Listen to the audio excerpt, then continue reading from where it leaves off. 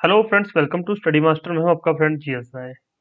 तो last lecture में हम लोगों ने देखा था हड़प्पा सभ्यता से रिलेटेड जो है प्रमुख स्थल। तो आई होप अब तक आपने याद कर लिए होंगे। बहुत अच्छी बात है, नहीं किए तो इनको रिवाइज कर लीजिए। वीडियो को फिर से देख लीजिए लेक्चर को, ताकि आपको चीजें रिवाइज हो जाएं। मैक्सिमम क्वेश्चन जो आपके हैं यहीं से बनते हैं। यूपीएससी में भी क्वेश्चन जो रहता है यहीं से रहता है, और हरियाणा पब्लिक सर्विस कमीशन में भी अगर क्वेश्चन आएगा तो यहीं से आएगा। और अगर मान लीजिए यहाँ से क्वेश्चन नहीं भी आया तो इस लेक्चर के बाद आपको 50 क्वेश्चन करवाए जाएंगे। 50 क्वेश्चन वो प्रैक्टिस जरूर करना। उससे आपको एक आइडिया हो जाएगा कि हाँ, आपने अब तक जो भी पढ़ा आपको कुछ याद है या नहीं है। अगर नहीं याद तो दोबारा से रिवीजन करिए। इन द लास्ट, लास्ट में या फिर एग्जाम में जाके आपके काम क्या आएगी? आपकी रिवीजन। आप कितनी रिवीजन कर रहे हो। हम यहाँ पर आपको बेस्ट से बेस्ट चीजें प्रोवाइड करवा सकते हैं, लेकिन याद आपको खुद रखना पड़ेगा। जब तक आप याद नहीं रखोगे तब तक बात नहीं बनेगी। और ये लेक्चर शुरू करने से पहले एक छोटा सा मैं आपको क्वेश्चन दे देता हूँ। आप नोट डाउन कर लीजिए। मेंस के लिए क्वेश्चन है ये, क्योंकि मैंने आपको कहा था वीडियो स्टार्टिंग में कि आपको मेंस प्लस प्रीलिम्स दोनों की तैयारी करवाई जाएगी, और मेंस के आपको अलग से लेक्चर भी दिए जाएंगे। तो यहाँ पर देख लीजिए, इंडस वैली सिविलाइजेशन या फिर सिंधु घाटी सभ्यता के सामाजिक जीवन पर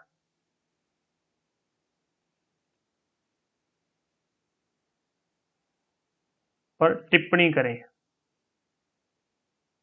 विस्तार से टिप्पणी करें। अब इसमें आपको लिखना क्या है? सिंधु घाटी सभ्यता का सामाजिक जीवन कैसा था। आपको ज्यादा नहीं, यहाँ पर सिर्फ और सिर्फ 100 वर्ड्स लिखने हैं। एग्जाम में आपकी अलग अलग क्वेश्चन की अलग अलग लिमिट्स होती हैं। किसी क्वेश्चन में आपको 250 वर्ड लिखने पड़ेंगे, कहीं पे आपको वहां पर जो सिर्फ और सिर्फ 150 वर्ड में आंसर लिखना पड़ेगा। तो वो डिपेंड करता है कि ए पोर्शन आ रहा है, बी पोर्शन आ रहा है, वो हम बाद में बात करेंगे। अभी आपको सिर्फ 100 वर्ड में क्या लिखना है?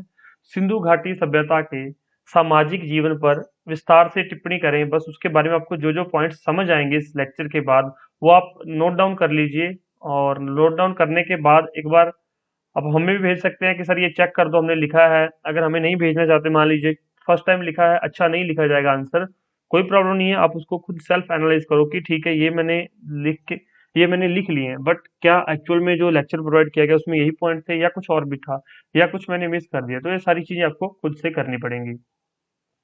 चलिए आज शुरू करते हैं हम सामाजिक जीवन, फिर उनका आर्थिक जीवन के बारे में पढ़ेंगे। उसके बाद सांस्कृतिक जीवन के बारे में पढ़ेंगे, और फिर सिंधु घाटी सभ्यता का पतन कैसे हो। क्योंकि कोई चीज अगर शुरुआत होती है तो वो चीज खत्म भी हो जाती है, उसका एंड भी आता है। तो इसी तरह से हर एक सभ्यता की शुरुआत हुई। हमने देखा किस तरह से पाषाण काल के बाद हमने जो ये सिंधु घाटी सभ्यता की शुरुआत देखी, उसके बाद अब ये खत्म कैसे होगी हम वो भी देखेंगे। और फिर वो दूसरा क्वेश्चन हम देखेंगे कि किस तरह से मेंस का दूसरा क्वेश्चन बनता है। चलिए सामाजिक जीवन के बारे में शुरू करते हैं। हड़प्पाई लोगों का जीवन सुविधापूर्ण था तथा ऐश्वर्यशाली था, क्योंकि उनका ट्रेड बहुत अच्छा चल रहा था, उनका व्यापार बहुत बढ़िया चल रहा था। तो उनका जीवन सुविधापूर्वक था और ऐश्वर्यशाली था। अब आपको पता है, आप खुद भी समझदार है, अगर आपका बिजनेस अच्छा चल रहा होगा और आपका जो है कामकाज अच्छा चल रहा होगा, परिवार ठीक होगा, तो आपका जीवन सुखमय और सुविधापूर्ण चलेगा। सामाजिक व्यवस्था का मुख्य आधार परिवार था। तो उनकी जो सामाजिक व्यवस्था थी उसका मुख्य आधार क्या था? परिवार। यहाँ निवास करने वाले लोग मुख्यतः भूमध्य सागरीय तथा द्रविड़ मूल के लोग थे। तो वहां पर जो सिंधु घाटी सभ्यता में लोग मिलते हैं वो द्रविड़ मूल के और भूमध्य सागरीय वहां से थे। लेकिन आपको बस यही चीजें याद रखनी थोड़ी सी कि वहां का जीवन बहुत अच्छा था। मातृ देवी की पूजा की जाती थी, तथा मोहरों पर अंकित चित्रों से यह परिलक्षित होता है कि हड़प्पा समाज संभवत मातृसत्तात्मक समाज था। अब मातृसत्तात्मक क्या होता है? एक थोड़ा सा कंफ्यूजिंग वर्ड है ये। मातृसत्तात्मक का क्या मतलब होता है? जैसे आज के जो परिवार है ये पितरात्मक है, पिता सत्तात्मक है। जैसे कि पिता का नाम मिलता है, पिता की आगे गोत्र मिलती है, लेकिन उस समय पे वहां पर क्या था? माता के वंश से परिवार चलता था। मातृसत्तात्मक, घर में हेड जो है वो माता होती थी, जो माता की मम्मी की ज्यादा चलती थी उस समय पे। तो उस समय कैसा परिवार था? मातृसत्तात्मक परिवार था।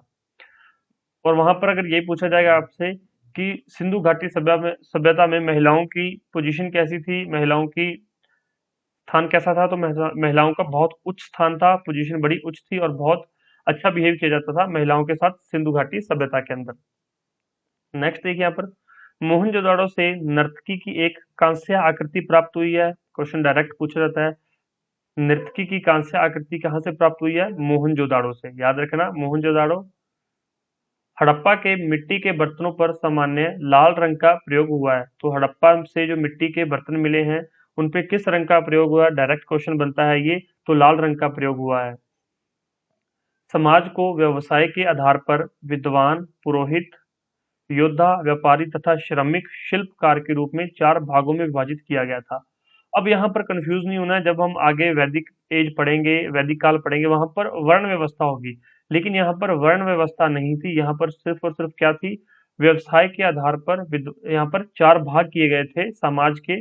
समाज को, उस समय के जो समाज था उसको 4 भागों में विभाजित किया गया था, 4 भागों में डिवाइड कर रखा था।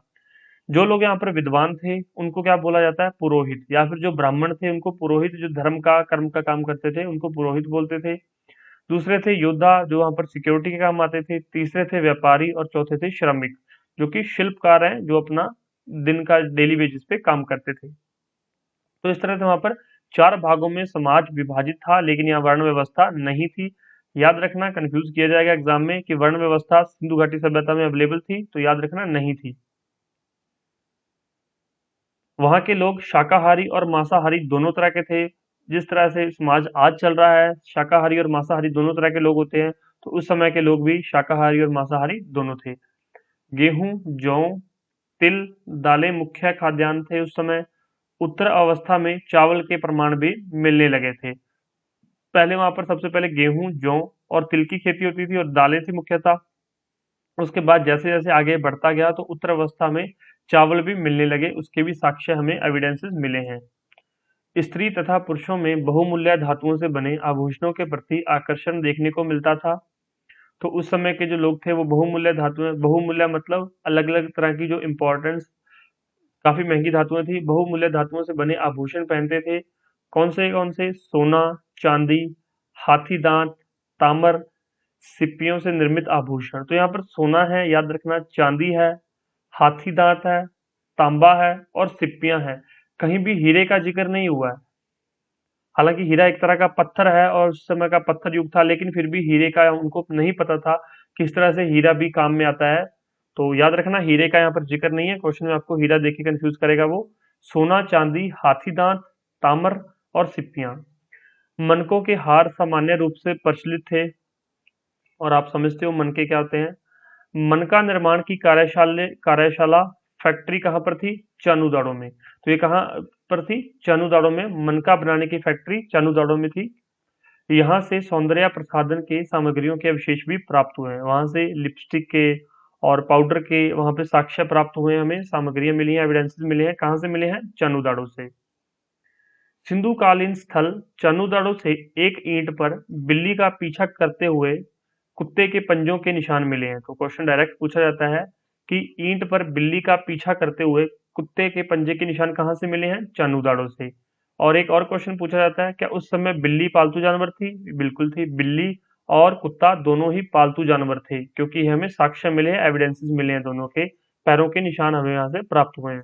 तो आप देख सकते हैं आर्कियोलॉजिकल सर्वे ऑफ इंडिया, भारतीय पुरातत्व विभाग कितना मतलब बारीकी से काम करता है कि ईंट पर बिल्ली और कुत्ते के पंजों के निशान, वो पंजों के निशान देखकर बता रहे हैं कि ये बिल्ली के पंजों के निशान है, ये कुत्तों के पंजों के निशान है। तो आप समझ सकते हो कि कितना बारीकी से काम होता है वहां पर। आग में पकी मिट्टी को टेराकोटा कहा जाता है। काफी जगह पे सीधा टेराकोटा लिखा होता है। टेराकोटा से मोहरें बनी थी, टेराकोटा के खिलौने थे। तो जो मिट्टी आग में पकाई जाती है उसको क्या बोला जाता है? टेराकोटा। याद रखना, टेराकोटा क्या होती है? जो आग में पकी मिट्टी। सिंधु घाटी के नगरों में किसी भी मंदिर के अवशेष नहीं मिले हैं। तो हमें वहां पर मंदिर के अवशेष नहीं मिले हैं। अगर आपको कोई कंफ्यूज करने की कोशिश करे कि क्या सिंधु घाटी सभ्यता से मंदिर के अवशेष मिले हैं, तो आप बिल्कुल कहोगे कि बिल्कुल नहीं मिले हैं। तो ऐसा कहाँ पे पड़ा है? तो ऐसा आर्कियोलॉजिकल सर्वे ऑफ इंडिया की रिपोर्ट्स में है, ऐसा एनसीईआरटी की बुक्स में लिखा हुआ है। तो ऐसा कहीं भी नहीं लिखा हो कि मंदिर के अवशेष मिले हैं। तो इंटरव्यूअर अगर आपसे पूछे कि क्या वहां मंदिर के अवशेष मिले हैं, तो बिल्कुल नहीं मिले। मछली पकड़ना तथा शिकार करना हड़प्पा सभ्यता के निवासियों का दैनिक क्रियाकलाप था। जो लोग व्यापार में संलग्न थे, जो लोग व्यापार करते थे, वो अलग थे व्यापारी, लेकिन वहां के लोग मछली पकड़ते थे, शिकार करते थे, और वहां पर शतरंज जैसा खेल भी प्रचलित था। वहां के लोग शतरंज भी खेलते थे। याद रखना, वहां पर कौन सा खेल प्रचलित था? शतरंज। यहाँ के निवासी आमोद प्रमोद प्रेमी थे। और ये शिकार करना भी एक तरह का उस समय पे गेम ही माना जाता था। शिकार करना, इसको भी खेल के रूप में लिया जाता था। मछली पकड़ना, शिकार करना, ये खेल के रूप में थे उस समय।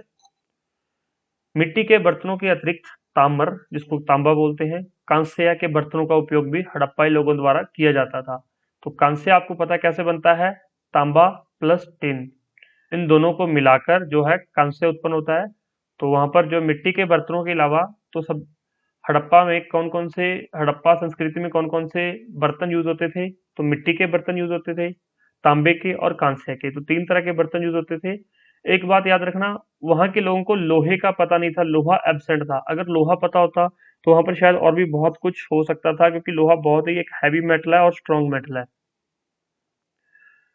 तो उनको लोहे का नहीं पता था, सिर्फ ताम्र और कांस्य का पता था। ये भी उनके पास कम मात्रा में अवेलेबल थे, इतनी ज्यादा अवेलेबल, भरपूर मात्रा में ये भी अवेलेबल नहीं थे। ये तो था सामाजिक जीवन। अब मैंने जो क्वेश्चन पूछा था कि उनके सामाजिक जीवन पर विस्तार से टिप्पणी करें, तो आप खुद देखिएगा कि आपको क्या क्या चीजें इनमें से इंपॉर्टेंट लगी, क्या आप इसमें लिख सकते हो। वैसे तो जो आपको पॉइंट लिखवाए गए हैं 15 से 20 पॉइंट हैं, सारे ही इंपॉर्टेंट हैं। आप इन सभी को पॉइंट को लिखने की कोशिश करो, तो आपको नियर अबाउट 100 से 150 वर्ड्स का ये आंसर बनेगा। पर फिर भी आप इसको लिखने की कोशिश करो, ताकि आपको चीजें फिर से अभी से प्रैक्टिस करोगे तो आपको बहुत ज्यादा बेनिफिट मिलेगा मेंस में जाकर। नेक्स्ट, ये तो था सामाजिक जीवन। अब बात करते हैं धार्मिक जीवन की। उनका धार्मिक जीवन कैसा था, तो वहां पर मंदिर के विशेष हमें नहीं मिले, हम पहले ही पढ़ चुके हैं। धार्मिक रूढ़ियों एवं कर्म कांडों को महत्व दिया जाता था। मूर्तियों एवं ताबीजों के अतिरिक्त मोहरों पर अंकित चित्रों से पशु पूजा, वृक्ष पूजा आदि की प्रवृत्ति सामने आती है। क्योंकि वहां पर जो है मोहरें थी, सील्स थी, वहां पर कौन कौन से चित्र अंकित थे, वहां पर पशुओं के चित्र अंकित थे, वृक्षों के चित्र अंकित थे, वृक्षों की पूजा की जाती थी। वहां पर ताबीज मिले हैं, ताबीज के साक्ष्य है। मूर्तियां मिली हैं वहां पर, टूटी हुई मूर्तियों के प्रमाण भी वहां पर मिले हैं। तो वो लोग कर्म कांडों में और जादू टोने में ज्यादा विश्वास करते थे। सिंधु घाटी के लोग मातृशक्ति में विश्वास करते थे, तो वो मातृशक्ति में बहुत विश्वास करते थे। अर्थ को वो माँ मानते थे, धरती को वो माँ मानते थे, याद रखना। और नेक्स्ट, मातृदेवी तथा पशुपति शिव की मूर्तियां तथा आकृतियों में से इनकी आराधना की प्रवृत्ति स्पष्ट होती है। तो मातृदेवी और पशुपति शिव की मूर्तियों वहां से प्राप्त की गई हैं और आकृतियां प्राप्त की गई हैं, जहां से इनकी आराधना, इनकी पूजा की जो है प्रवृत्ति स्पष्ट हो जाती है कि वो लोग यहाँ पर इनकी पूजा करते थे। लेकिन मंदिर के साक्ष्य नहीं मिले, फिर से बता रहा हूँ आपको, मंदिर के प्रमाण एविडेंसेस हमें प्राप्त नहीं हुए हैं। मोहनजोदाड़ो से प्राप्त एक मोहर पर पशुपति शिव की मूर्ति उत्कीर्ण है, जिसकी दाईं ओर चीता बैठा हुआ है। चीता और हाथी, ये याद रखना, यूपीएससी में क्वेश्चन डायरेक्ट पूछा गया था कि दाईं ओर कौन बैठा है, चीता और हाथी, और बाईं ओर कौन बैठा है, गेंडा और भैंसा। तो मोहनजोदाड़ो से जो पशुपति शिव की मूर्ति प्राप्त हुई है, एक मोहर प्राप्त हुई है, मोहर पर फोटो छपी हुई है, दाईं ओर चीता और हाथी और दूसरी तरफ गेंडा और भैंसा बैठे हुए हैं। आसन के नीचे दो हिरण बैठे हुए हैं, सिर पर त्रिशूल जैसा आभूषण है। तो सिर पर त्रिशूल जैसा आभूषण किसका होता है, तो ये शिव जी का होता है। तो यहाँ पर पशुपति शिव लिखा गया है, क्योंकि पशुपति मतलब यहाँ पर क्या मतलब है कि वो पशुओं का पति है, पशुओं की रक्षा करता है, पशुपति शिव। तो उनके दाईं ओर चीता और हाथी, बाईं ओर गेंडा और भैंसा बैठे हुए हैं। आसन के नीचे दो हिरण है, इनके चारों तरफ पशु ही पशु है, तो इसलिए इनका नाम है पशुपति शिव। इससे पशुपति शिव की पूजा के प्रचलन का पता चलता है कि उस समय पे जो पशुपति शिव की पूजा होती थी। दूसरा है यहाँ पर कुब्बड़ वाला बैल तथा श्रृंग युक्त पशु पवित्र पशु थे। तो कुब्बड़ वाला बैल अवेलेबल था वहां पर, कुब्बड़ वाला बैल। अब वहां पर एक छोटा सा अपवाद है, और एनसीईआरटी की बुक्स में भी ऐसा कुछ लिखा हुआ है, आपको मैं बता दूंगा। वो कह रहे हैं कि गाय के साक्ष्य नहीं मिले हैं वहां पर। गाय गाय की पूजा नहीं होती थी, ठीक है, यहाँ पर नहीं लिखा हुआ है, ठीक है, लेकिन वो कहते हैं गाय के साक्ष्य नहीं मिले हैं, कोई प्रमाण नहीं मिले हैं। तो अगर बैल, तो बैल का जन्म कहाँ से हुआ, बैल का जन्म गाय से ही होता है। कुब्बड़ वाला बैल, ये इसकी पूजा होती थी वहां पर, ये पवित्र पशु माने जाते थे। गाय के साक्ष्य प्राप्त नहीं हुए, एविडेंसेस प्राप्त नहीं हुए, लेकिन गाय अवेलेबल थी उस समय पे।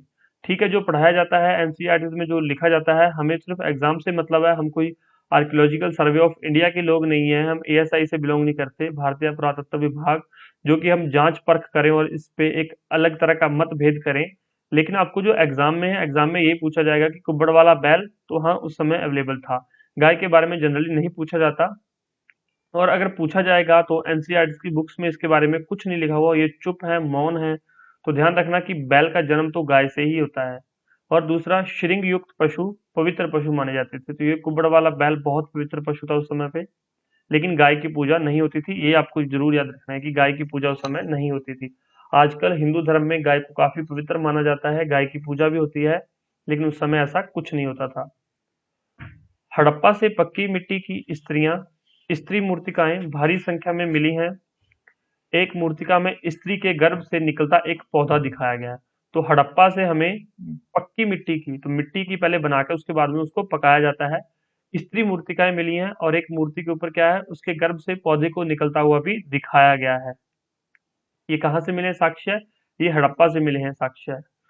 नेक्स्ट वहां पर क्या है, लिंग पूजा प्रचलित थी, लोग अंधविश्वास तथा जादू टोना में विश्वास करते थे, क्योंकि ऊपर मैंने आपको बताया कि वहां पर ताबीज के साक्ष्य मिले हैं। तो ताबीज वही लोग पहनते हैं जो लोग अंधविश्वास या फिर जादू टोना में विश्वास करते हो। और वहां पर लिंग पूजा प्रचलित थी, तो लिंग पूजा जो आजकल आप देखते हो शिवलिंग होता है, तो इसको लिंग पूजा ही बोलते हैं।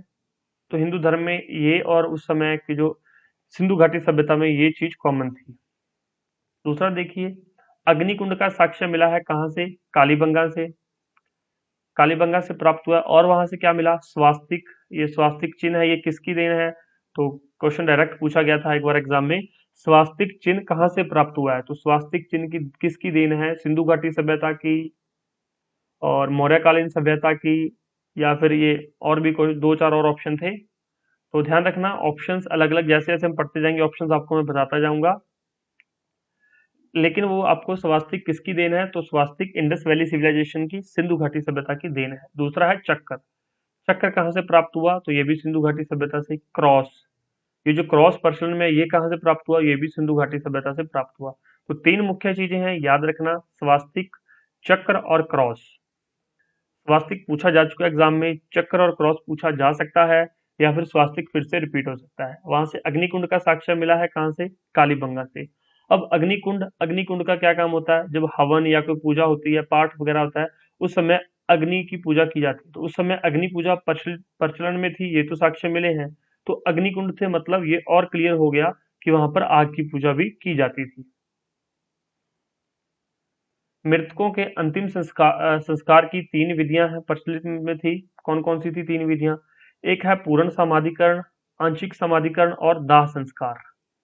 तो इनमें से एक तो है पूर्ण समाधिकरण। पूर्ण समाधिकरण में क्या किया जाता था? इंसान को वहां पर जो है दफना दिया जाता था, और इंसान की डेड बॉडी थी उसको दफना दिया जाता था, उसके साथ सामान रखते थे। कौन कौन सा? उसके रूटीन का सामान, उसके साथ शीशा रखा जाता था, शीशा दफनाया जाता था। उसके जो श्रृंगार का सामान था वो उसके साथ दफन किया जाता था। साथ में एक मटका या लोटा कह सकते हो, कोई भी चीज छोटी मोटी, जो कि वो पानी के लिए यूज किया जाता था। वो ये मानते थे कि आगे भी, मौत के बाद भी कोई जन्म है, तो वो जन्म से परे की बातें करते थे उस समय पे लोग, इस चीज को मानते थे। तो पूर्ण समाधिकरण के साथ पूरा सजो सामान उसके साथ दिया जाता था, जो जिंदा इंसान की नीड्स होती हैं वो सारी चीजें बॉडी के साथ ही दफन कर दी जाती थी, उसको बोलते हैं पूर्ण समाधिकरण। एक होता है आंशिक समाधिकरण, लाश को, बॉडी को कुछ समय तक खुला रखा जाता था, बाद में उसको समाधिकरण कर दिया जाता था, जिस समय उसको थोड़े से कीड़े मकोड़े खा जाते थे, जब वो डिग्रेड होने लग जाती थी फिर उसका समाधिकरण कर दिया जाता था। तीसरी तरह का है दाह संस्कार। दाह संस्कार में क्या किया जाता था? बॉडी को बर्न कर दिया जाता था, उसका संस्कार, अंतिम संस्कार कर दिया जाता था। और एक और तरह से है, दाह संस्कार करने के बाद जो हड्डियां होती थी उनको कलश में डालकर फिर उसका समाधिकरण किया जाता था। जो चौथी तरह की प्रचलन में भी थी वहां पर, इस बुक में नहीं लिखा हुआ है, तो कोई बात नहीं, जो चीजें एक्स्ट्रा होंगी वो मैं ऐड ऑन करता चलूंगा, कोई प्रॉब्लम नहीं है। तो वहां पर चार तरह के विधियां प्रचलन में थी। एक थी पूर्ण समाधिकरण, आपको समझ आ गया, सारे उनका सामान, जो भी जरूरत का सामान है सारा बॉडी के साथ दे दिया जाता था और दफन कर दिया जाता था। दूसरा है आंशिक समाधिकरण, इसमें बॉडी को कुछ समय तक खुला रखा जाता था, उसके बाद उसका समाधिकरण कर दिया जाता था, जब बॉडी डिग्रेड होने लग जाती थी, जब बॉडी डिकम्पोज होने लग जाती थी। तीसरा है दाह संस्कार, उसका दाह संस्कार कर दिया जाता था। चौथा, दाह संस्कार करने के बाद उसकी जो हड्डियां हैं, अस्थियां हैं, उनको कलश में डालकर फिर इनको समाधिकरण कर दिया जाता था, उनको दबा दिया जाता था। तो ये कुछ इस तरह के एविडेंसेस भी मिले हैं। और इसमें कुछ एक क्विक डाइजेस्ट है जो आपके लिए काफी इंपॉर्टेंट रहेगा एग्जाम में। वैसे तो मैं आपको बता रहा हूँ, एक एक लाइन से डायरेक्ट क्वेश्चन बनते हैं। जो जो क्वेश्चन बनते हैं मैं बताता हूँ कि ये क्वेश्चन पूछा गया है, उस एग्जाम में पूछा गया, आपको ये याद रखना है, इस तरह से वहां पर काम होता था। तो आप इसको सीक्वेंस से देखते जाइए और चीजों को समझते जाइए। आपकी समझ सबसे ज्यादा जरूरी क्या है आपके अंदर? समझ डेवलप करना। जब आपको समझ आने लग जाएंगी चीजें, समझ डेवलप हो गई, तो आप आंसर तो खुद भी लिख सकते हो। क्योंकि ये तो आपने छोटी क्लासेस में भी पढ़ा है, सिंधु घाटी सभ्यता भी आपने छोटी क्लासेस में पढ़ा है। सबसे ज्यादा टफ क्या होता है? प्रीलिम्स। प्रीलिम्स में काफी लोग बैठते हैं। प्रीलिम्स में आपको 4 ऑप्शन में से एक टिक करना होता है। आपको वहां पर पता है 2 ऑप्शन तो आपको पता होते हैं, बाकी 2 ऑप्शन आपको कंफ्यूज करने के लिए डाले जाते हैं। तो प्रीलिम्स में आपके क्वेश्चन गलत करवाए जाते हैं। क्यों? अगर आपकी रिविजन्स कम है तो आपके क्वेश्चन गलत होने के चांसेस ज्यादा रहते हैं। तो ज्यादा से ज्यादा रिविजन्स कीजिए, प्रीलिम्स अच्छे से क्लियर हो जाएगा। प्रीलिम्स क्लियर हो जाएगा तो मेंस और इंटरव्यू इतना बड़ा इशू नहीं है।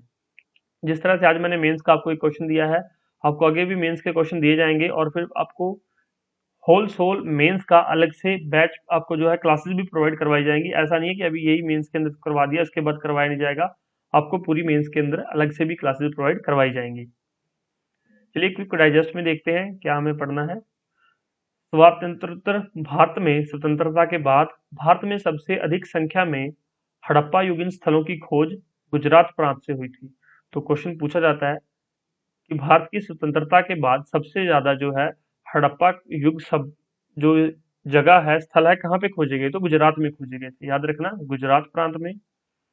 भारत में चांदी की उपलब्धता के प्राचीनतम साक्ष्य हड़प्पा संस्कृति में मिलते हैं।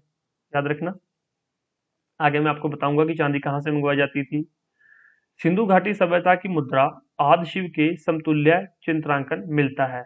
तो सिंधु घाटी की मुद्रा में आदि शिव के समतुल्य चित्रांकन मिलते हैं, फोटोज मिलते हैं। मोहनजोदाड़ो स्नानागार के पूर्व में स्थित स्तूप का निर्माण हुआ है। तो मोहनजोदाड़ो के अंदर जो एक स्नानागार मिला है, वहां पर एक स्तूप भी मिला है। तो स्तूप उस समय के लोगों ने नहीं बनाया था, जो सिंधु घाटी सभ्यता से बिलोंग करते थे। वो उसका निर्माण कुषाण काल के अंदर हो। और ये कैसे पता चला? ये भी कार्बन डेटिंग C14 पद्धति से भी इसका पता चला है। और कुषाण स्तूप था, तो स्तूप के ऊपर भी आपको पता है बहुत सारी चीजें लिखी होती हैं, तो स्तूप से ही पता चल गया। तो जो वहां पर स्तूप अवेलेबल है मोहनजोदाड़ो में, वो कुषाण काल का बना हुआ है। जब हम कुषाण काल पढ़ेंगे आगे, मैं आपको करवाऊंगा, तो आपको ये चीज मैं अच्छे से रिवाइज करवा दूंगा। अब नहीं भी याद है तो छोड़ दीजिए, कोई बात नहीं। मैं आपको खुद बता देता हूँ कि ये चीज इतनी इंपॉर्टेंट नहीं है, इसको छोड़ दो। क्योंकि आपको पता है बहुत सारी चीजें याद करनी है। अभी तो हम हिस्ट्री पे हैं, हिस्ट्री के बाद पॉलिटी करेंगे, फिर इकोनॉमी, ज्योग्राफी, फिर जनरल साइंस, इन्वायरमेंट। और ये सारी चीजें करने के बाद इसके साथ आपको करंट अफेयर भी करने पड़ेंगे, स्टेट जीके भी करनी पड़ेगी। तो काफी चीजें हैं याद करने के लिए। धीरे धीरे अभी से याद करते रहो, अभी से रिवीजन साथ साथ जारी रखो। जब तक रिवीजन अच्छी चलती रहेगी, आपकी तैयारी अच्छी चलती रहेगी। जब आपने रिवीजन छोड़ दी तो तैयारी आपकी खराब हो जाएगी। एक और चीज आपको मैं बता देता हूँ, डेली टाइम फिक्स करो कि मुझे 2 घंटे पढ़ना है। मान लीजिए अभी आपकी स्टार्टिंग है, आपका बैच अभी स्टार्ट हुआ है, तो 2 घंटे पढ़ना है अपने।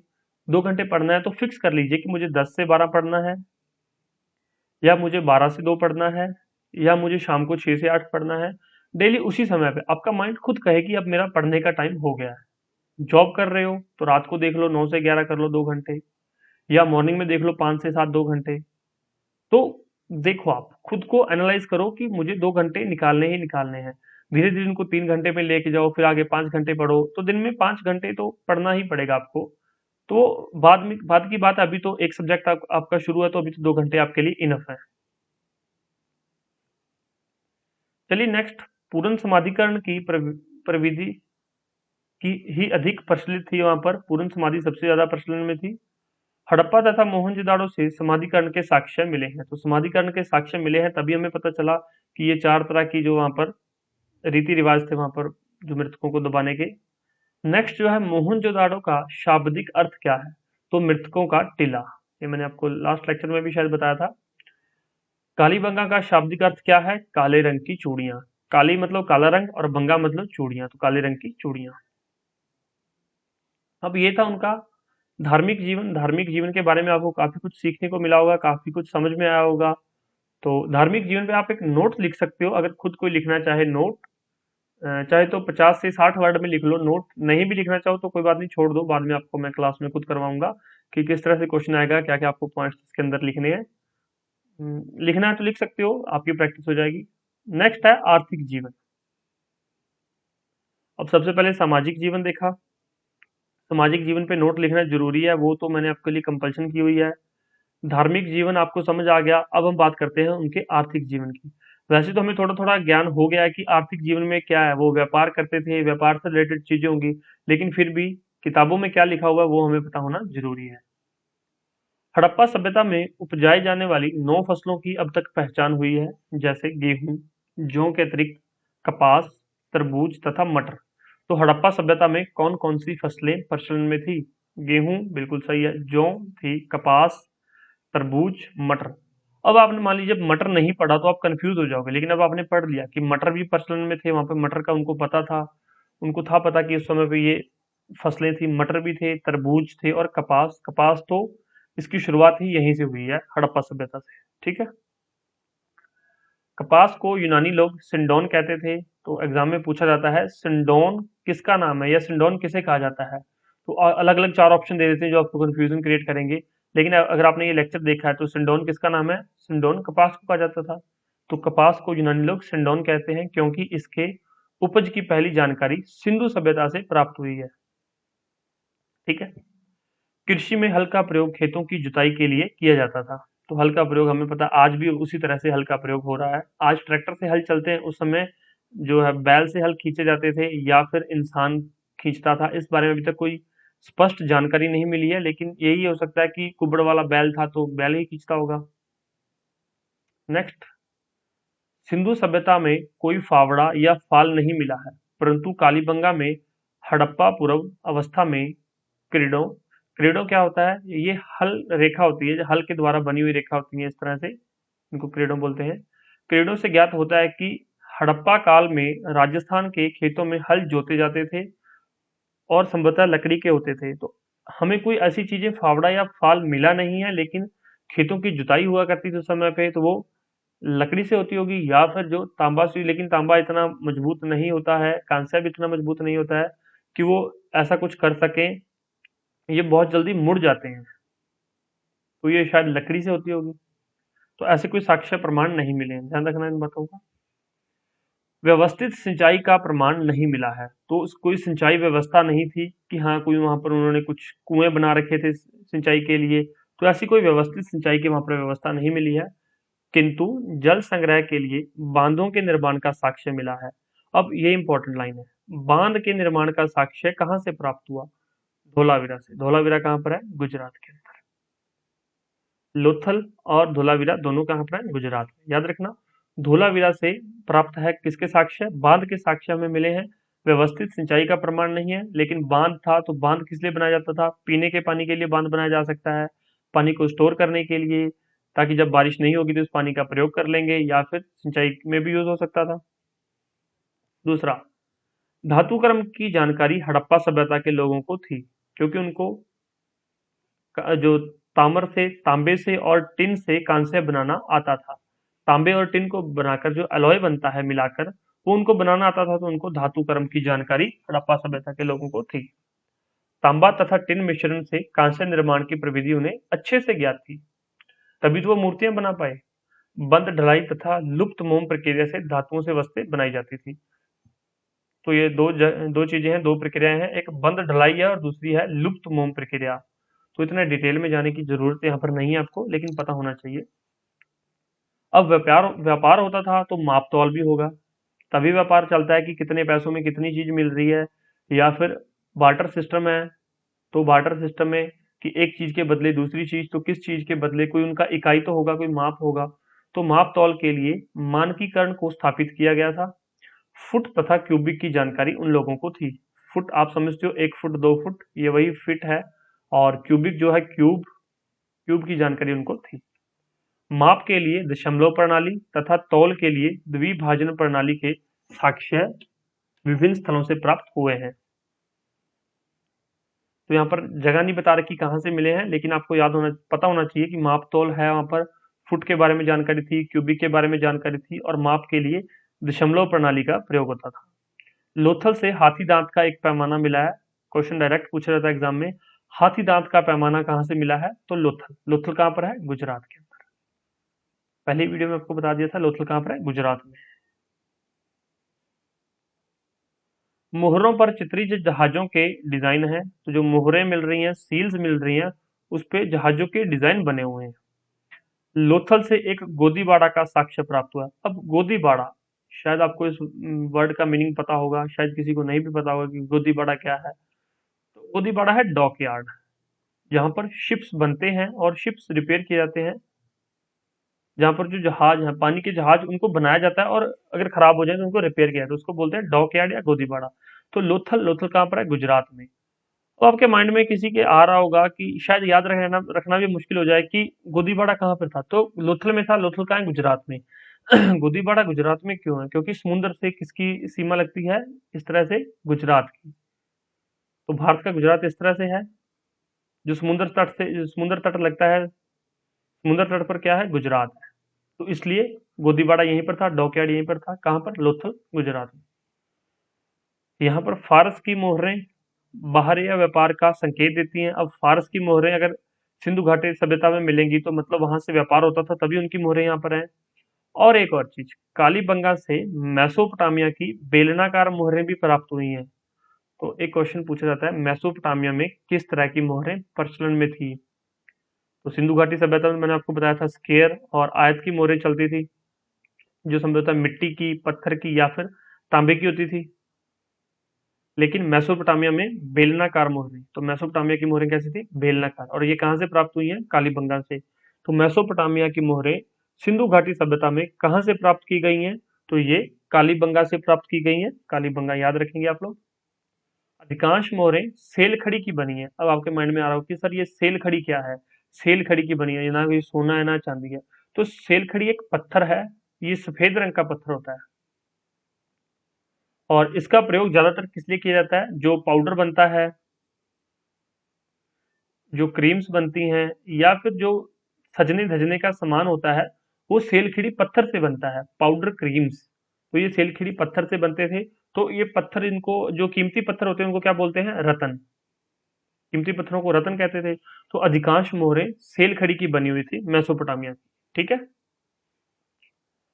हड़प्पा सभ्यता के लोग आंतरिक तथा बाह्य दोनों तरह का व्यापार करते थे, क्योंकि अब आपने देखा हड़प्पा में कितने स्थल हैं। आप गुजरात में भी हैं, बलूचिस्तान पाकिस्तान में हैं, जम्मू कश्मीर मंडा में हैं, और आलमगीरपुर यूपी के अंदर है, महाराष्ट्र में है। तो इतने बड़े बड़े शहर हैं। अब आज के टाइम में देख लीजिए, दिल्ली है, दूसरी तरफ जयपुर लगा लीजिए, मुंबई लगा लीजिए, तो इनका आपस में भी तो व्यापार चलता है। इसी तरह से जो चीज राजस्थान में नहीं है वो दिल्ली से भेज दी जाती है, जो चीज दिल्ली में नहीं है वो मुंबई से मंगवा ली जाती है। तो इस तरह से उस समय पे भी आंतरिक व्यापार होता था। आंतरिक के साथ साथ बाह्य व्यापार भी चलता था, क्योंकि जो चीजें यहाँ से बाहर भेजी जाती थी वो बाहर भेजी जाती थी, जो चीजें यहाँ पर नहीं है वो बाहर से मंगवा ली जाती थी। तो हड़प्पा सभ्यता के लोग दोनों तरह के व्यापार करते थे। आंतरिक व्यापार बैलगाड़ी के माध्यम से संचालित होता था, याद रखना, बैलगाड़ी के माध्यम से। मेसोपोटामिया के साक्ष्यों में हड़प्पा स्थलों के महलूहा शब्द प्रयुक्त हुआ है। तो जो मेसोपोटामिया के साक्ष्य मिले हैं उनके कुछ रिटर्न फॉर्म में मिले हैं या फिर किसी भी फॉर्म में मिले हैं, तो उस हड़प्पा स्थल के लिए किसका प्रयोग किया गया? मेलूहा। तो जो हमारा जब लेक्चर शुरू हुआ था तभी मैंने बताया था कि आपसे पूछा जाएगा मेलूहा शब्द किस संस्कृति के लिए यूज किया जाता है। तो हड़प्पा सभ्यता के लिए, हड़प्पा संस्कृति के लिए मेलूहा शब्द का प्रयोग किया जाता है। इन स्थलों का बाह्य व्यापार फारस की खाड़ी, मेसोपोटामिया, अफगानिस्तान और तुर्कमेनिस्तान से भी होता था। तो जो सिंधु घाटी सभ्यता का भारत का व्यापार फारस की खाड़ी, मेसोपोटामिया, अफगानिस्तान और तुर्कमेनिस्तान से भी होता था। नेक्स्ट है, हड़प्पा सभ्यता के में वस्तु विनिमय प्रणाली प्रचलित थी। वस्तु विनिमय प्रणाली आप समझते हो, बार्टर सिस्टम, की वस्तु के बदले दूसरी वस्तु। और तौल की इकाई क्या थी? 16 के अनुपात में थी। बहुत बार बता चुका हूँ, 16, 32, 64। तो 16 के अनुपात में थी। जैसे 1 रुपए में अब तक प्रचलन था 16 आने, तो ये 16 की इकाई बहुत पहले से चलती आ रही है। कब से? हड़प्पा सभ्यता से। नेक्स्ट है यहाँ पर, कृषि तथा वाणिज्य व्यापार के अतिरिक्त बढ़ईगिरी, शिल्पकर्म, आभूषण निर्माण, चाक पर मिट्टी के बर्तन बनाने जैसा व्यावसायिक पद्धतियां भी हड़प्पा सभ्यता स्थलों में प्रचलित थी। अब ये तो नहीं है कि वहां के सारे लोग ही व्यापार में संलग्न थे, संपलित थे। तो सारे लोग व्यापार में तो नहीं लगे हुए थे, कुछ लोग कृषि भी कर रहे थे, कुछ लोग वाणिज्य व्यापार में थे। इसके अतिरिक्त लोग क्या कर रहे थे? बढ़ईगिरी का काम कर रहे थे, शिल्प कर्म कर रहे थे, आभूषण निर्माण कर रहे थे, मिट्टी के बर्तन बना रहे थे, तो अपना पालन पोषण कर रहे थे अलग अलग तरीकों से। खुदाई में प्राप्त कताई और बुनाई के उपकरणों जैसे कि तकली, सुई आदि से पता चलता है कि कपड़ा बुनाना बुनना भी एक प्रमुख प्रमुख उद्योग था। अब ये तो ठीक है, ये उपकरण मिल गए, ठीक है, कपड़ा बुनना प्रमुख उद्योग था, हमें कैसे पता चला कि हमें तकली मिल गई थी, सुई मिल गई थी। लेकिन अगर कपास, कॉटन प्रोड्यूस हो रहा था तो कॉटन को लोग खाते तो नहीं होंगे। कॉटन का काम क्या होगा? कपड़े बनाना। कॉटन से धागे बनते होंगे और धागे से क्या बनते होंगे? कपड़े। लेकिन कॉटन के साक्ष्य मिले थे, अब इनको क्या है, तकली और सुई के साक्ष्य मिल गए कि उस समय कपड़ा भी बुनाया जाता था। तो इस तरह चीजों को जोड़कर आगे ले चलिए कि कॉटन थी तो कॉटन थी, कॉटन से क्या बना? धागे बने, धागे से क्या बना? कपड़ा। तो वहां पर कपड़ा भी एक प्रमुख उद्योग था। ठीक है। अब बाहर व्यापार करते थे तो कुछ चीजें आयात करते थे, कुछ निर्यात करते थे। तो यहाँ पर जो एक टेबल बना हुआ है उसमें क्या है, सिर्फ और सिर्फ आयातित वस्तुएं हैं कि कौन सी चीज कहाँ से मंगवाई जाती थी। सबसे पहले देखिए, सोना कहाँ से मंगवाया जाता था? तो सोना बाहर तो अफगानिस्तान से मंगवाया जाता था और अंदर कर्नाटक से मंगवाया जाता था। सोना कर्नाटक से और अफगानिस्तान, दो जगह से सोना मंगवाया जाता था। ऑप्शन में आपको अफगानिस्तान मिलेगा, जरूर मिलेगा। मैच द फॉलोइंग में सही मिलान करें में ये क्वेश्चन आ जाता है, मिलान करें में आएगा ये। तो सोना अफगानिस्तान से और कर्नाटक से। दूसरा है चांदी। चांदी कहाँ से है? चांदी ईरान और अफगानिस्तान, दो जगहों से चांदी मंगवाई जाती थी। तीसरा है गोमेद, ये कहाँ से? सौराष्ट्र गुजरात से। लाजवर्द मणि, ये कहाँ से थी? ये बदख्शां अफगानिस्तान, ये एक जगह का नाम है अफगानिस्तान के अंदर। तो इनमें से इंपॉर्टेंट ज्यादा क्या है? सोना और चांदी के बारे में क्वेश्चन आता है, ध्यान रखना। कर्नाटक, अफगानिस्तान, ईरान और अफगानिस्तान। नेक्स्ट है तांबा। तांबा कहाँ से आता था? ये खेतड़ी कहाँ पर है? राजस्थान में। आज भी बहुत मशहूर है, आप लोग मैप पे चेक कर देना या फिर गूगल पे एक बार चेक कर लेना, आपको पता चल जाएगा। खेतड़ी आज भी तांबे के लिए बहुत मशहूर है राजस्थान के अंदर। और दूसरा जो है बलूचिस्तान से मंगवाया जाता था। टिन कहाँ से आता था? टिन अफगानिस्तान से या फिर मध्य एशिया से। भारत में टिन इतना अवेलेबल नहीं था, मध्य एशिया और अफगानिस्तान से मंगवाया जाता था। नेक्स्ट है शीशा। शीशे के भी मोहरें होती थी उस समय पे, राजस्थान, ईरान और अफगानिस्तान। लेकिन ये इतनी प्रचलन में नहीं थी और ना ही इनके काफी साक्ष्य मिले हैं। जो मिले हैं वो टूटे फूटे मिले, तो इसलिए इसको ज्यादा डिटेल में नहीं पढ़ाया जाता। तो शीशा कहाँ से मंगवाया जाता है? राजस्थान, ईरान और अफगानिस्तान। तो ये तो आप देख रहे होंगे कि राजस्थान, ईरान, अफगानिस्तान। इंपॉर्टेंट क्या है? शीशा, तांबा, सोना और चांदी। सोना कहाँ से आ रहा? अफगानिस्तान से। चांदी अफगानिस्तान से। तांबा बलूचिस्तान से। शीशा अफगानिस्तान से। तो याद रखना, आसान है। सेलखड़ी। सेलखड़ी मैंने आपको बताया था कि व्हाइट सफेद रंग का पत्थर है। सफेद पत्थर कहाँ से आएगा? राजस्थान से आ रहा है, गुजरात से आ रहा है या बलूचिस्तान से आ रहा है। तो सेलखड़ी ये तीनों जगह से आ रहा था।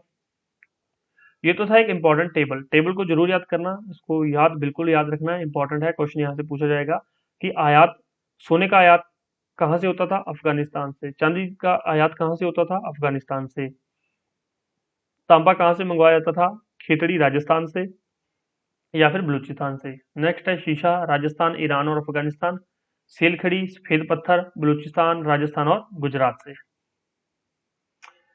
नेक्स्ट जो है इसकी सबसे बड़ी विशेषता, सिंधु घाटी सभ्यता की नगरीय योजना, जिसके लिए बहुत ज्यादा फेमस है। इसको फेमस ही इसलिए किया गया था, इसको इतना ज्यादा पूरे विश्व में पॉपुलैरिटी मिली है इसकी नगरीय योजना के कारण। तो ये तो हमारे लिए इंपॉर्टेंट है।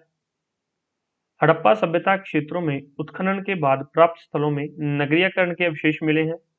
भवनों के निर्माण में एक रूपता के दर्शन होते हैं, मतलब जितने भी भवन यहाँ पर हड़प्पा सभ्यता के अंदर थे, चाहे वो अलग अलग जगह पर है, चाहे वो लोथल में है गुजरात में, चाहे वो आलमगीर यूपी में है, आलमगीरपुर यूपी के अंदर है, चाहे वो वहां पर है, लेकिन जो इनके भवन थे वो सिर्फ एक जैसे थे। याद रखना, हड़प्पा सभ्यता के अंदर उत्खनन के बाद ये प्राप्त हुआ है कि जो उनके भवन थे उनके निर्माण में एक रूपता दर्शाते हैं, एक रूपता के दर्शन होते हैं कि सभी एक तरह के थे।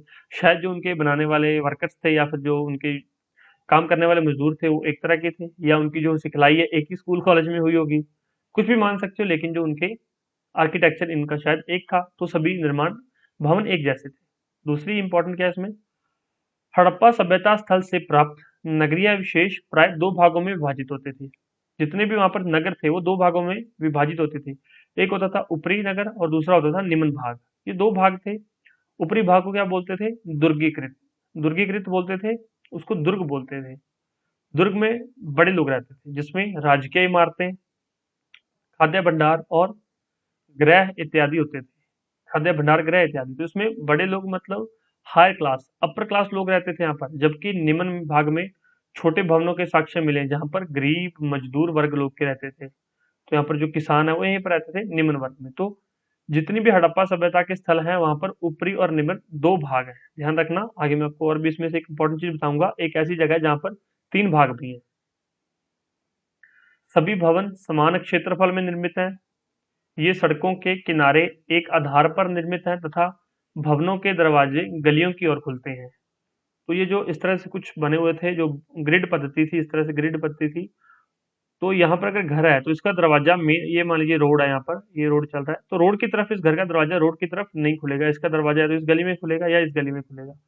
और सारे घर इस तरह से बने होते थे। तो आप कभी चंडीगढ़ गए हो, आपने चंडीगढ़ देखा हो, तो आप किसी मर्जी सेक्टर में चले जाओ, आपको घर जो है एक जैसे मिलेंगे, सड़कें एक जैसे मिलेंगी। तो अगर आप मान लीजिए इधर उधर बोर्ड नहीं देखेंगे तो आपको पता नहीं चलेगा कि आप किस सेक्टर में खड़े हो। तो यही इसकी विशेषता थी, पता नहीं चलता था इनको, तो बिल्कुल एक जैसे होते थे।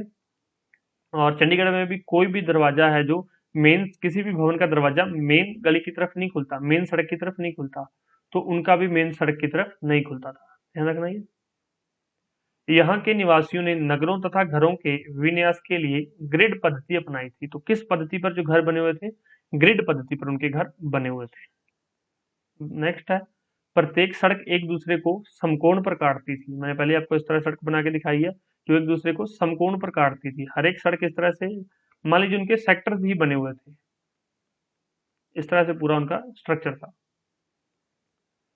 तथा गली के दोनों ओर पक्की नालियां निर्मित थी। तो गली के दोनों ओर पक्की नालियां थी, किस लिए? ड्रेनेज सिस्टम के लिए, पानी की निकासी के लिए। मकानों की खिड़कियां मुख्य सड़क की तरफ न खुलकर पीछे गली में खुलती थी। तो अगर उनके दरवाजे ही मेन गली में नहीं खुलते थे तो उनकी खिड़कियां भी मेन गली की तरफ नहीं खुलती थी। लोथल जो है वो इसका अपवाद है। मुख्य सड़क की चौड़ाई 10 मीटर होती थी, इसे राजपथ कहा जाता है। अब लोथल इसका अपवाद कैसे है? अब एक लाइन लिखी हुई थी, एक लाइन में काफी कुछ लिखा हुआ आ जाता है। तो एक तो लोथल में कई जगह पे पक्की नालियां निर्मित नहीं थी, सड़क के दोनों ओर नालियां नहीं थी। एक तो ये यहाँ पर अपवाद है। दूसरा, यहाँ पर घरों की बनावट में थोड़ा सा डिफरेंस था। इसका कारण क्या हो सकता है कि वो समुद्र तट के किनारे रहते थे, तो शायद उनके घर बह जाते होंगे, उनको रहने में कोई परेशानी होती है, कोई भी कारण हो सकता है। लेकिन लोथल जो है गुजरात, इसका अपवाद है। वहां पर जो है ये सारी सिस्टम जो है, बाकी सभ्यता में चीजें थी एक समान थी, लेकिन लोथल में सारी चीजें एक समान नहीं थी। ठीक है, तो अपवाद पूछा जाता है कि इन सभी में से कौन सा अपवाद है। ग्रिड पद्धति भी वहां पर नहीं थी, तो वह है लोथल। भवनों का निर्माण पक्की ईंटों से हुआ है हर जगह पर। हड़प्पा सभ्यता में जल निकास प्रणाली इसके शहरीकरण की प्रमुख विशेषता बताती है। तो वहां पर जो जल निकासी है, पक्की नालियां बनी हुई थी, और नालियों को, पक्की नालियां बनाने के साथ साथ उनको कवर भी किया गया था। तो ये सबसे बड़ी विशेषता थी शहरीकरण की, जो इसके समकालीन मिस्र की सभ्यता या फिर मेसोपोटामिया की सभ्यता में अनुपस्थित थी। तो वहां पर ये चीजें नहीं थी। अब बस दो क्वेश्चन छोटे छोटे हैं मेरे आपसे। एक तो ये बताइए कि मिस्र की सभ्यता किस नदी के किनारे पर है, और एक जो मेसोपोटामिया की सभ्यता है ये किस नदी के किनारे पर है। ये दो नदियों के किनारे पर है, याद रखना। बता दीजिए मुझे, क्योंकि आप रिवीजन कर रहे हो ना साथ साथ। मैंने आपको बोला था कि रिवीजन जरूरी है। अब आप पढ़ रहे हो, लेक्चर में आपको हर चीज पढ़ा रहा हूँ, मैं आपको स्पून फीडिंग कर रहा हूँ, बिल्कुल अच्छे से पढ़ा रहा हूँ, लेकिन फिर भी आपको पता होना चाहिए ना। मेरा भी तो हक बनता है जानने का कि आप चीजों को रिवाइज कर रहे हो या नहीं कर रहे हो। सभी भवनों में स्नानागार बनाए जाते थे तथा इससे पानी के लिए, निकास के लिए पाइपों का निर्माण भी किया गया है। तो स्नानागार, सभी जो बड़े बड़े भवन थे उनमें स्नानागार बनाए गए थे। स्नानागार तो एक जगह थी जहां पर सभी लोग आकर नहाते थे। ठीक है, ऐसी बड़ी कोई जगह थी, वहां पर कपड़े बदलने के लिए जगह बना रखी थी, यहाँ पर नहाने के लिए जगह थी। लेकिन हर एक घर के अंदर भी वहां पर जो है बाथरूम, स्नान घर, हर एक घर में भी स्नान घर था। और एक कुआं था, कुएं में क्या था, पीने का पानी वहां पर अवेलेबल रहता था। तो हर एक घर के लिए अपना एक कुआं और एक स्नान घर होता था, याद रखना। ये वहां पर शहरी व्यवस्था का एक बहुत बड़ी विशेषता थी।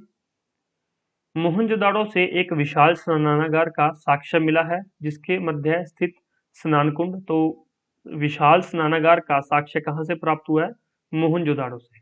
ठीक है, और स्नान कुंड की लंबाई चौड़ाई देख लीजिए, 11.88 मीटर इसकी लंबाई है, 7.01 मीटर इसकी चौड़ाई है, और 2.43 मीटर ये गहरा है। तो ये बहुत बड़ा विशाल कुंड हो गया या विशाल स्नानागार हो गया। इसका उपयोग संभवतः अनुष्ठानिक क्रियाकलापों के लिए किया जाता था। तो इसके कोई साक्ष्य नहीं मिले, लेकिन अगर इतना बड़ा विशाल स्नानागार है, आपने देखा होगा हिंदू धर्म में या फिर सिख धर्म में गुरुद्वारे के अंदर बहुत बड़े बड़े विशाल स्नानागार बने होते हैं।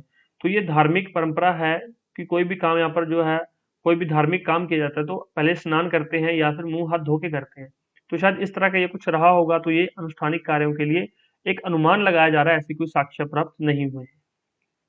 नेक्स्ट, गुजरात में स्थित धोलावीरा हड़प्पा सभ्यता का एक वृद्ध स्थल है, बहुत बड़ा स्थल था।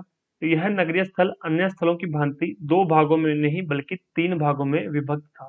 मैंने आपको पहले बताया था दो भाग होते थे, एक अपर भाग, अपर, और एक होता था लोअर। अपर जो था दुर्गीकृत था, जिस वहां पर दुर्ग होते थे, बड़े बड़े बिल्डिंग्स, और वहां पर जो है खाद्य भंडार होते थे। और लोअर में लोगों के घर होते थे, सामान्य आम लोगों के घर होते थे, लेकिन घर एक जैसे होते थे। लेकिन जो है ये धोलावीरा कहाँ पर है? गुजरात में। यहाँ पर जो है तीन स्थल होते हैं, जिसमें से कि धोलावीरा के दो भाग तो दुर्गीकृत रहते थे, दुर्ग बने होते थे। यहाँ पत्थरों से निर्मित एक प्रवेश द्वार तथा पॉलिशदार श्वेत पाषाण खंड भी मिला है। तो यहाँ पर मतलब थोड़ा सा एक्स्ट्रा मिला है, दो दुर्गीकृत, दो अपर हाउस हो गए यहाँ पर, और एक लोअर, मान लीजिए ऐसा कुछ होगा। यहाँ पर दुर्ग बने हुए थे, यहाँ पर दुर्ग नहीं, आम घर बने हुए थे, और पत्थरों से निर्मित एक प्रवेश द्वार भी बना हुआ है, और पॉलिशदार श्वेत पाषाण खंड भी मिले हैं। ठीक है, ये कहाँ से मिले हैं? तो ये धोलावीरा से पूछा जाता है। और एक अपवाद क्या है? लोथल। तो दोनों ही जो अपवाद है वो कहाँ पर है? गुजरात के अंदर है। ठीक है, ज्यादा कंफ्यूजन नहीं क्रिएट करना माइंड में। दो अपवाद हैं, एक जहां पर जो उनकी बिल्डिंग्स तीन तीन तरह की बिल्डिंग्स हैं, जो स्टार्टल है वो तीन तरह के हैं, वो धोलावीरा में है। और लोथल के अंदर बिल्डिंग्स में थोड़ा फर्क है, वहां पर नालियां नहीं बनी हुई हैं। तो ये दोनों कहाँ पर है? गुजरात में। नेक्स्ट है लोथल एवं सुरकोतदा के दुर्ग और नगर एक ही रक्षा प्राचीर से घिरे हुए हैं। तो लोथल के अंदर और सुरकोतदा के अंदर जो दुर्ग बने हुए हैं बड़े बड़े, उनकी जो रक्षा प्राचीर है, जो रक्षा करने की दीवार है, वो एक जैसी है। तो एक ही रक्षा प्राचीर से घिरे हुए हैं लोथल और सुरकोतरा के। ठीक है, अब ये तो हमने यहाँ पर पढ़ लिया कि इनका आर्थिक जीवन कैसा था, और इनकी आर्थिक के बाद हमने क्या पढ़ा? नगरीकरण व्यवस्था, कि उनकी नगरीय नियोजन कैसा था, उनकी व्यवस्था कैसी थी। और यहाँ से भी क्वेश्चन पूछा जा सकता है कि उनके नगर की विशेषताएं बताइए। तो आपको मैं 3-4 दिन से एक ही यहाँ पर ये लेक्चर प्रोवाइड करवा रहा हूँ यहाँ पर। तो काफी इंपॉर्टेंट था, इसलिए हमने टाइम ज्यादा लगाया, क्योंकि जो चीज ज्यादा इंपॉर्टेंट रहेगी, जितनी ज्यादा इंपॉर्टेंस उतना ज्यादा टाइम यहाँ पर उसके ऊपर हम यूज करेंगे, टाइम उसके ऊपर लगाएंगे। काफी इंपॉर्टेंट था, इसलिए आपको यहाँ पर बहुत अच्छे से करवाया है। तो ये नगर नियोजन के बारे में क्वेश्चन आपसे मेंस में पूछा जाएगा। तो इस टॉपिक को तैयार कर लीजिए। जब मैं क्वेश्चन करवाऊंगा तो आपको पहले क्वेश्चन करवाऊंगा, फिर आपका टेस्ट भी कंडक्ट किया जाएगा कि आपकी लिखने की क्या स्पीड है। आपको टेस्ट दिया जाएगा, जैसे कि 2 घंटे बाद आपको हमारे जो ग्रुप बनाया जाएगा उस ग्रुप में फिर आंसर लिखकर पोस्ट करने पड़ेंगे कि हाँ ये मेरा आंसर है, वो मेरा आंसर है। तो वो अभी क्रिएट कर दिया जाएगा, लेकिन अभी तो आपकी शुरुआत है, बस अभी तो पढ़ते चलिए, चीजों को याद रखते चलिए, रिवाइज करते चलिए। अब इसके बाद है लिपि तथा लेखन कला। लिपि तथा लेखन कला। अब वहां से हमें साक्ष्य तो प्राप्त हुए हैं, लेकिन कौन से इतिहास के? औध इतिहास के। अब औध इतिहास क्या होता है? जिसको पढ़ा नहीं जा सकता। तो अब इसको हम पढ़ नहीं सकते, क्यों? क्योंकि इनकी लिपि कुछ ऐसी है। तो कौन सी लिपि है, क्या चीजें हैं, थोड़ा सा डिटेल में जान लेते हैं। सैंधवकालीन मोहरों से लिपि तथा धर्म की जानकारी मिलती है। तो सैंधवकालीन मोहरों से हमें लिपि और धर्म की जानकारी मिलती है। सिंधु लिपि हड़प्पा सभ्यता में प्रचलित लिपि थी। क्या नाम था? सिंधु लिपि। जो कैसी लिपि थी? चित्राक्षर लिपि।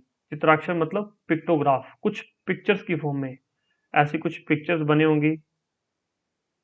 अब क्या पता कैसी कैसी पिक्चर्स बनी हुई हैं, अब इनके क्या मतलब थे, अब ये तो मुझे भी नहीं पता। बस मैं तो एक आपके लिए ड्रॉ कर रहा हूँ कि हाँ ठीक है, ऐसी कुछ बनी हुई थी। तो ऐसी कुछ लिपि थी चित्राक्षर, मतलब चित्रों की फॉर्म में अक्षर थे। सिंधु लिपि कैसी लिपि थी? चित्राक्षर लिपि। ये क्वेश्चन भी आपको मिलेगा, जिसमें चित्रों के माध्यम से संप्रेषण होता था। इस लिपि को पढ़ने में अभी तक सफलता नहीं मिली है। मैंने इसलिए तो इसका नाम क्या रखा है? आदि इतिहास। इस सिंधु लिपि में 64 मूल चिन्ह है तथा 250 से 400 तक चित्राक्षर पिक्टोग्राफ है। तो मैंने आपको पहले ही बताया था कि 250 से लेकर 400 तक कुछ ऐसे पिक्चर्स हैं, कुछ फोटोग्राफ्स हैं वहां पर, और 64 मूल चिन्ह हैं जो बार बार प्रयोग किए जा रहे हैं। तो मूल चिन्ह कितने हैं? 64। और 250 से 400 यहाँ पर कुछ पिक्टोग्राफ है। नेक्स्ट देखिए, इनका अंकन सेलखिड़ी की आयताकार मोहरें। अब सेलखिड़ी क्या है? सफेद रंग का पत्थर। सेलखिड़ी की आयताकार मोहरों पर ताम्र की गुटिकाओं पर हुआ हुआ है। तो इस वहां पर हमसे हमें ये मिला है कि ये चित्राक्षर या फिर पिक्टोग्राफ लिपि थी। इसकी लिखावट कैसे होती थी? तो इसकी लिखावट प्राय दाईं ओर से बाईं ओर लिखी जाती थी। एक लाइन में पहले दाईं से बाईं ओर और नीचे की लाइन में बाईं से दाईं ओर लिखते जाते थे। तो इसकी लिखावट कुछ इस तरह से थी। और इस लिपि को क्या बोलते हैं? बोस्ट्रोफेडन। इस लिपि को बोस्ट्रोफेडन लिपि कहा जाता है। नेक्स्ट, लिपि में सबसे ज्यादा प्रयोग यू आकार का हुआ है। एक तो ये इंपॉर्टेंट क्वेश्चन है। और दूसरा इंपॉर्टेंट क्वेश्चन क्या है कि लिपि में सबसे ज्यादा प्रचलित चिन्ह कौन सा है? तो वो है मछली। सबसे ज्यादा प्रचलित चिन्ह कौन सा है? मछली। और सबसे ज्यादा प्रयोग कौन सा आकार हुआ है? यू। तो कुछ यू करके और ऐसी कुछ मछली बनी हुई थी। मैं मछली यहाँ पे नहीं ड्रॉ कर पा रहा। तो देख लीजिए, सबसे ज्यादा प्रचलित चिन्ह कौन सा था? मछली। ये क्वेश्चन भी आपको मिलेगा आपके प्रैक्टिस क्वेश्चंस में। और यू आकार सबसे ज्यादा लिखा जाता था। नेक्स्ट है, हड़प्पा लिपि का सबसे पुराना नमूना 1853 में मिला था।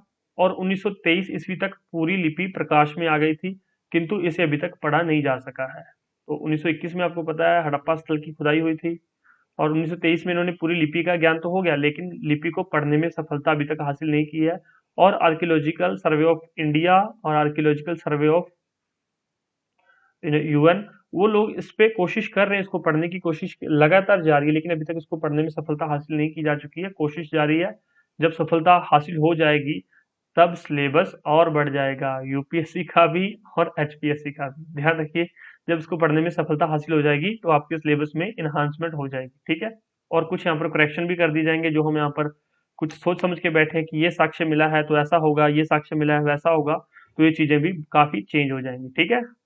आई होप आपको मजा आ रहा होगा लेक्चर में। अब नेक्स्ट है सिंधु घाटी सभ्यता के पतन के कारण। शुरुआत हमने देख ली, सामाजिक जीवन देख लिया, आर्थिक जीवन देख लिया, धार्मिक जीवन देख लिया, उनका नगरीकरण कैसा था, व्यवस्था कैसी थी। अब उनका पतन हो गया। पतन मतलब वो सभ्यता खत्म होगी। अब खत्म होने के कारण इस पे अलग अलग मत हैं, अलग अलग राइटर्स के। हमें वो मत याद होने चाहिए कि किस राइटर ने क्या कहा है। मेंस में भी पूछा जाता है कि सिंधु घाटी की सभ्यता का पतन क्यों हुआ। आप अपने आंसर को किस तरह से सपोर्ट करते हैं, प्रॉपर एग्जाम्पल के साथ बताइए। या फिर प्रॉपर जो जिन्होंने बताया था बताइए इसका आंसर दीजिए। तो सिंधु घाटी सभ्यता के पतन के कारण 1800 ईस्वी पूर्व के आसपास हड़प्पा सभ्यता बिखर गई थी। विद्वानों ने इसके पतन के कई कारण बताए हैं। ये विद्वान कौन कौन से हैं? तो एक तो जो वहां पर उस समय पे खुदाई कर रहे थे वो लोग, इसमें से कुछ भारतीय हैं और कुछ ब्रिटेन से हैं या फिर अलग अलग देशों से हैं।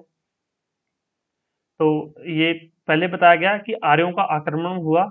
आर्यों के आक्रमण के कारण ये लोग मर गए और इन पे आक्रमण, क्योंकि इनके पास ना ही तो हथियार थे, ना ही इनको लड़ने की पद्धति पता थी, ये लड़ाई झगड़े में विश्वास नहीं करते थे।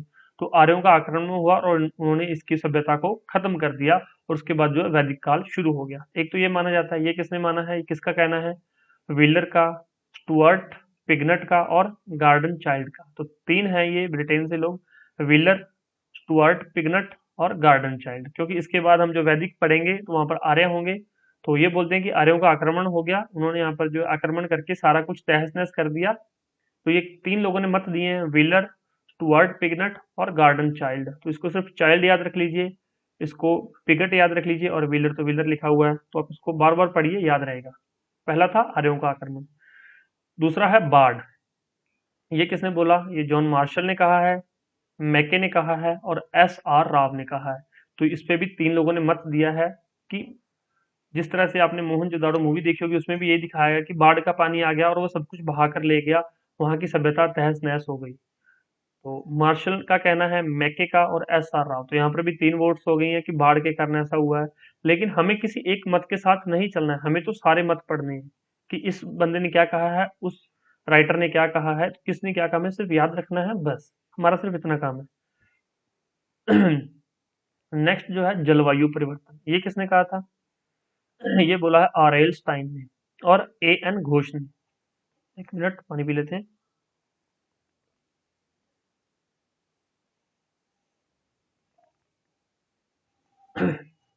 तो जलवायु परिवर्तन कैसे हुआ? अब आपने देखा कृषि हो रही है, अब कृषि में कोई सिंचाई की व्यवस्था नहीं है, बारिश के बिहाफ पर कृषि हो रही थी या फिर जो नदियों का पानी था उसको यूज कर रहे थे। उस समय काफी जंगल थे तो जंगलों को साफ कर रहे थे। जब जंगल साफ कर रहे हैं तो सारे जंगल इन्होंने साफ कर दिए। जंगल साफ करते करते जलवायु में इतना परिवर्तन हो गया कि वहां पर ये रह नहीं पाए और खुद को सर्वाइव भी नहीं कर सके, और ये जो सभ्यता वो खत्म हो गई। ऐसा कहना है आर एल स्टाइन का और ए एन घोष का। अब इसमें कितना तथ्य सच है कितना झूठ है ये तो मुझे नहीं पता, लेकिन जलवायु परिवर्तन होने का कारण क्या है कि बहुत ज्यादा कृषि कर रहे थे ये, क्योंकि इनके पास बहुत ज्यादा हल नहीं थे, औजार नहीं थे। तो ये क्या करते थे, कुछ टाइम कृषि करते थे फिर अगली जगह ढूंढ लेते थे, कृषि करते थे फिर अगली जगह ढूंढ लेते थे। तो इसलिए जलवायु परिवर्तन हो गया, सारे जंगल इन्होंने तहस नहस कर दिए, काट दिए। तो वहां पर क्या हो गया, जब जंगल कट गए तो वहां पर जो है जानवर भी नहीं रह पाए। अब जानवर नहीं रह पाए तो जानवरों के बिना इंसानों का रहना भी मुश्किल हो जाएगा, पूरा परिवर्तन हो जाएगा। तो ये है जलवायु परिवर्तन, और एलस्टाइन और ए एन घोष। नेक्स्ट है जल प्लावन। जल प्लावन का क्या कारण है? एम आर साहनी ने कहा है ये कि जल प्लावन हो गया। मतलब जो पीने का पानी था वो उनको नदियों के माध्यम से मिलता था। नदियां जो है, एक सिंधु नदी है, रावी नदी थी, चिनाब, ये सारी नदियां थी। तो जल प्लावन का क्या अर्थ है कि नदियों ने अपना रास्ता चेंज कर लिया। कोई नदी किस रास्ते निकल गई, कोई नदी किस रास्ते निकल गई, मतलब सभी नदियां इनसे नाराज होकर कहीं इधर उधर चली गई। क्या पता सच है झूठ है, हमें इस बारे में अभी तक कोई तथ्य नहीं मिले हैं।